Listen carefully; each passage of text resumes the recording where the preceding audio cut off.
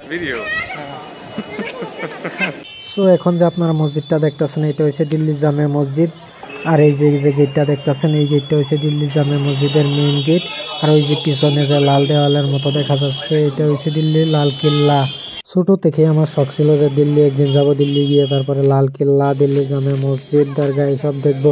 তো আজকে সকাল সকাল চলে আসলাম দিল্লিতে লাল কেল্লা, দরগা, দিল্লি জামে মসজিদ এইসব দেখার জন্য। তো এখানে আসছি 9টার সময়, সকাল 9টার সময় এসে তারপরে একজন ভাইকে জিজ্ঞেস করলাম যে ভাইয়া গেট কার্ড খুলে গেল।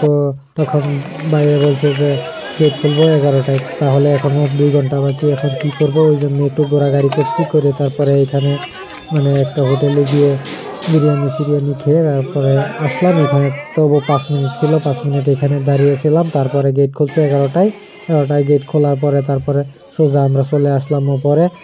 এখানে যে বাজার আছে দিল্লি মিনা বাজার থেকে সোজা রাস্তা দিয়ে উঠে গেছে